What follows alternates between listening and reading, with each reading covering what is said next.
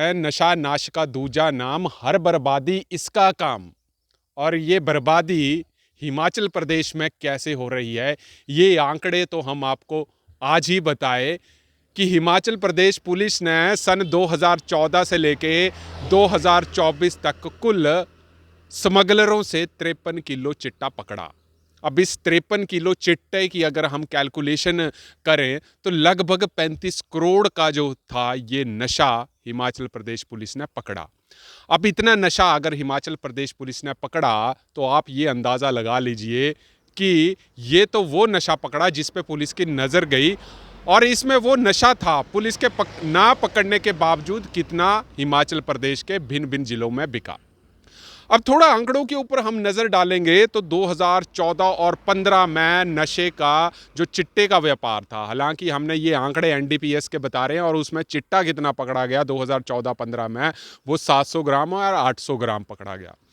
उसके बाद 2016 से लेके 2024 तक के आंकड़ों की अगर हम बात करेंगे तो हर साल 7 किलो, 8 किलो, 9 किलो, इस तरह से आंकड़े जो थे 2016 से काफ़ी स्टेप अप राइज कर दिए गए,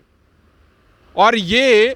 पुलिस द्वारा ही पकड़ा जाता है जो हम आप तक बताते हैं। मैं एक थोड़ा सा एग्जांपल आपको दूंगा कि अगर हम पंजाब की बात करें तो 2007 से 17 से लेके 22 तक के आंकड़े मैं बता रहा हूँ। पंजाब पुलिस ने 463 किलो चिट्टा पकड़ा, और इसकी अंतर्राष्ट्रीय बाजार में तो आप लगा लीजिए कि अरबों रुपए में कीमत थी। तो आप अंदाज़ा लगा लीजिए कि इतना अगर पुलिस ने पकड़ा तो खपत कितनी हुई होगी।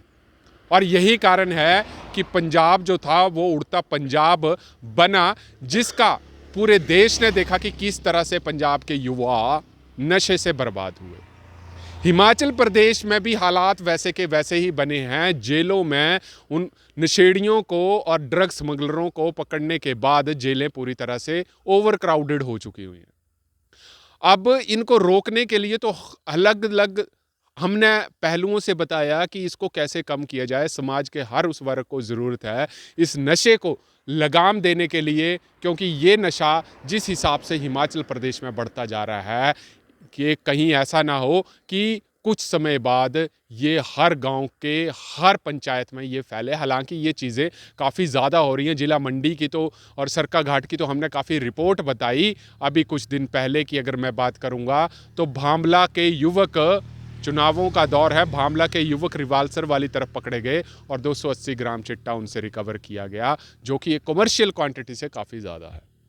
अब ये देखिए, इसीलिए हम बार बार यहाँ पर बता रहे हैं कि हिमाचल प्रदेश की अगर हम बात करें तो जैसे जैसे चिट्टे के केसेस राइज हो रहे हैं वैसे वैसे मर्डर, रेप की घटनाएं भी कहीं ना कहीं समाज में ज़्यादा बढ़ रही हैं। अभी कुछ दिन पिछले साल की अगर मैं बात करूं तो कांगड़ा से भी ये खबर निकल के आई थी कि कुछ युवा हेपेटाइटिस बी या सी के शिकार हो चुके हैं, जो कि एक लाइलाज बीमारी है, क्योंकि युवक वो सिरिंजें यूज़ कर रहे हैं जिससे जो ब्लड है वो एक दूसरे को सप्लाई हो रही है, और युवा इसके जाल में भी फंस रहे हैं। तो आंकड़े कहीं ना कहीं ये दर्शाते हैं कि हिमाचल प्रदेश लगातार नशे की गिरफ्त में आ रहा है, और उसके ऊपर आपने हमारे पास भी रिपोर्ट देखी, हमने भी समाज को जागाने की कोशिश करी, परंतु हम भी इस चीज़ में कहीं ना कहीं नाकाम इसीलिए सिद्ध हुए कि समाज का भी सहयोग जो हमारे को मिलना चाहिए था वो नहीं मिला। हट फिर के लोग, जनता तभी खुश होती है जब पुलिस द्वारा केस पकड़े जाते हैं, परंतु पुलिस द्वारा जब केस पकड़ के चार्जशीट फाइल करके माननीय अदालत में दी जाती है तो कई बार ऐसा देखा गया है कि गवाह उस वक्त मुकर जाते हैं और वो फिर दोबारा से आते हैं और नशे का जो है व्यापार करना शुरू कर देते हैं। अब इसकी लगाम करने के लिए शायद हमारे को डिमांड और सप्लाई की कम करने की ज़रूरत है, परंतु बात यहाँ पर यही आती है, ये डिमांड और सप्लाई को कम करने के बाद भी जिस हिसाब से हिमाचल प्रदेश में चिट्टे की जो घटनाएं हैं, चिट्टे का रोज पुलिस द्वारा पकड़े जा रहे हैं, चाहे जिला बिलासपुर की बात करें, मंडी की बात करें, हमीरपुर की बात करें, काफ़ी संख्या में युवक पकड़े जाते हैं और केसेस बनते हैं, जेलें ओवर क्राउड हो रही हैं, परंतु बात यहाँ पर यही आती है कि आंकड़े कहीं ना कहीं विचलित कर देने वाले बात है, क्योंकि यहाँ पर सरकारों को कोई दोष नहीं दिया जा सकता कि ये चीज़ें क्यों बढ़ी, क्योंकि जब भी नशा समाज में बढ़ता है तो उसके खिलाफ समाज तो चुप रहता ही है, परंतु अगर हम इसके ऊपर खुल के बात करने की बात करें तो नेता भी कभी आगे नहीं आते हैं। अब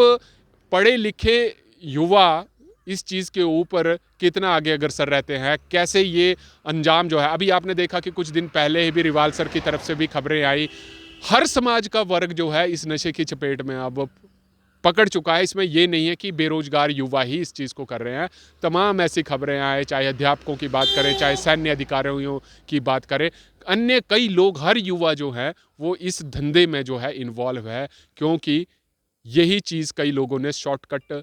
पैसा कमाने का साधन जो है अपना रखा है। देखने वाली बात यही होगी कि अब इस नशे को दूर करने के लिए हम और आप क्या करते हैं, क्योंकि हमारा और आपका सहयोग काफ़ी ज़्यादा ज़रूरी है। तब तक आप जुड़ रहिए हरीश वर्मा के साथ हिमाचल फास्ट एक्सप्रेस के लिए।